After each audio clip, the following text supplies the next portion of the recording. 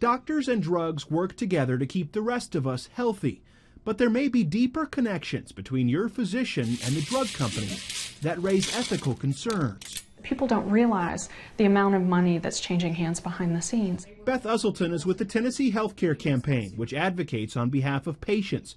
Her group has seen the data compiled by ProPublica, a nonprofit news organization. The numbers show Tennessee doctors have been paid more than $20 million by drug makers over the last few years, most of it for speaking and consulting. While it's not explicitly illegal for physicians or doctors to receive payments from pharmaceutical companies, I think it would make a lot of their patients uncomfortable to know that. According to ProPublica data, at least 4 Midstate doctors have earned more than $200,000 working for drug companies. Psychiatrist John Droude leads the way with an income topping $600,000. Dr. Terry Jerkins is also on the list. I have totally clean hands in this.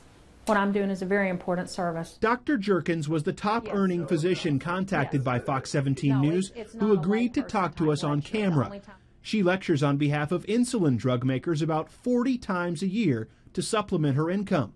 Dr. Jerkins says the main purpose is educating other health professionals. And this has allowed people to still get some education that is really important to them keeping up to standards. Dr. Jerkins says all of her patients know about her speaking, which she says is often reviewed by the FDA. Jerkins says she would never allow her work to affect her prescribing patterns. The day I could sacrifice what's best for the patient over some reimbursement over a drug would be the day I would need to quit. Drug companies paid U.S. doctors more than $220 million in 2010, but Dr. Omar Hamada, who serves on the Tennessee Medical Association's Judicial Council, says the vast majority of doctors are not being ethically compromised. We try to maintain ethical boundaries, and we try to maintain very academic, intellectual decisions. However, Dr. Hamada acknowledges that drug-sponsored seminars will create influence. The Tennessee Healthcare Campaign says drug companies wouldn't pay doctors to speak unless it boosted sales. If it didn't affect their prescribing, why would pharmaceuticals companies invest that sort of money? Vanderbilt Medical Center has taken a stand against allowing its doctors to be paid by drug companies.